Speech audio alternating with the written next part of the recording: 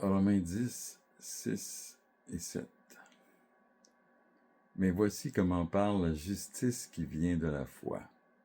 Ne dis pas dans ton cœur qui montera au ciel ou qui descendra dans l'abîme. J'entends souvent des chrétiens dire « Ah, moi je doute du salut de telle personne. » Qui es-tu, toi, qui juges ton frère? Romains 2, 1.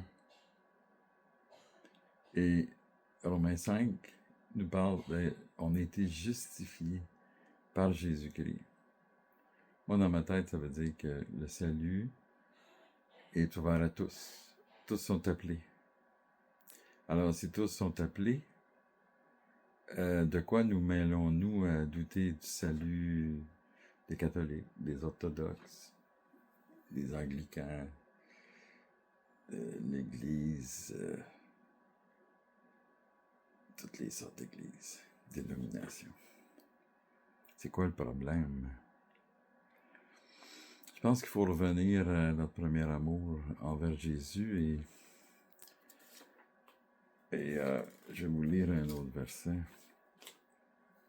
et se concentrer sur ce que je vais vous dire. 2 Corinthiens 4, 10. Nous portons toujours avec nous, dans notre corps, la mort de Jésus, afin que la vie de Jésus se manifeste dans nos corps.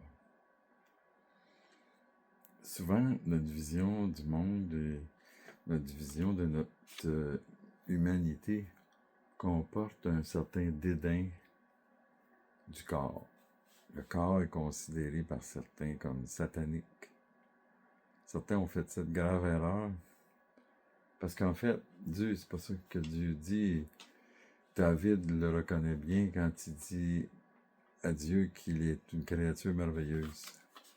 Alors, s'il est une créature merveilleuse, ça inclut son corps. D'ailleurs, 1 Corinthiens 6, 19 dit que notre corps est le temple de Saint-Esprit. C'est spécial quand même ici dans 2 Corinthiens 4, 10. Nous portons toujours avec nous, dans notre corps, la mort de Jésus. La mort de Jésus qui fait en sorte que la nouvelle alliance existe, que nous sommes réconciliés avec le Père et que la vie de Jésus aussi se manifeste dans nos corps parce que Christ est ressuscité. On ne peut pas séparer la croix de la résurrection de Jésus. Sa passion nous a tout donné, le salut, la délivrance, la guérison. Mais ces choses-là ne se manifestent pas de manière instantanée. C'est pas parce qu'intellectuellement je vous dis ça que vous êtes complètement guéri tout d'un coup. Quoique 1 Corinthiens 6 dit que nous sommes lavés, nous sommes sanctifiés même. Mais l'important, moi je pense de comprendre là-dedans, c'est qu'on est déjà saint. Puis s'il y a une progression à quelque chose, c'est la guérison intérieure. Parce que si on n'est pas guéri, on va tout le temps juger les autres au lieu de se regarder soi-même. Puis si on ne se regarde pas soi-même, on va tout le temps se comparer aux autres, se comparer au monde. La pensée du monde n'est pas notre pensée. Dieu nous dit de fuir la corruption qui se trouve dans le monde, pour ainsi réaliser que nous avons la participation divine. Nous participons à la nature divine. C'est dans 2 Pierre. 2 Pierre.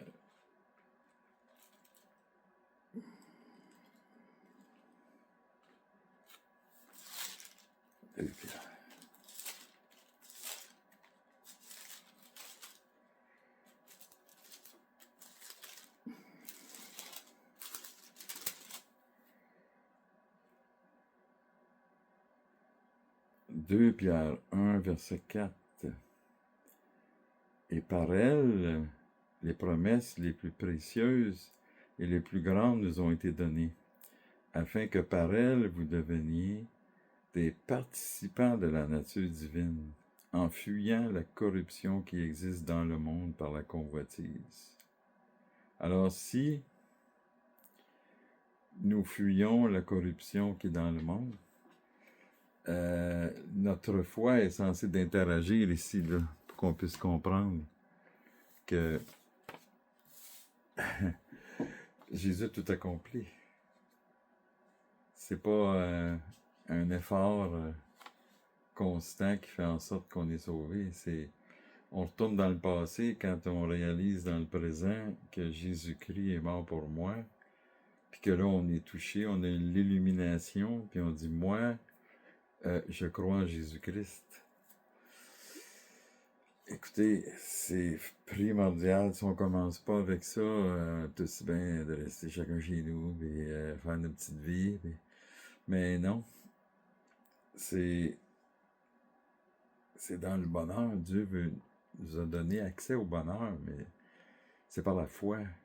Et puis tout ce que vous avez réussi dans votre vie, c'est par la foi que vous l'avez réussi. C'est la foi de Christ en passant. C'est lui l'auteur. C'est lui qui nous a donné une mesure de foi, Romains 12. Alors, dans Romains, ou plutôt dans 1 Corinthiens 6, 20, glorifiez donc Dieu dans vos corps. Nos corps ne sont pas si pire que ça, on dirait. Faut arrêter de maudire nos corps, blâmer nos corps, de vouloir faire des choses mauvaises. Il faut plutôt juste croire comme un enfant que Jésus a tout accompli. Dans Colossiens 3.3, « Car vous êtes morts et votre vie est cachée avec le Christ en Dieu. » C'est pas très terre à terre, ça, hein? Mais moi, si la foi, c'est pas mal plus terre à terre que le côté terrestre, parce que la foi ouvre la porte à notre vocation céleste. Romains 6.11 dit « Considérez-vous comme mort à la faute et comme vivant pour Dieu en Jésus-Christ. » J'aime aussi dire en Christ Jésus. Dans la liberté de se soumettre, ce n'est pas la soumission qui rend libre. Jésus nous a libérés et nous choisissons la soumission. Soumis à Dieu, c'est volontaire, c'est une décision personnelle. C'est ça être un disciple de Jésus-Christ. Donc, nous portons dans notre corps la mort de Jésus. Puis j'aime à dire que la mort est morte. Vous êtes bénis dans les lieux célestes. Amen.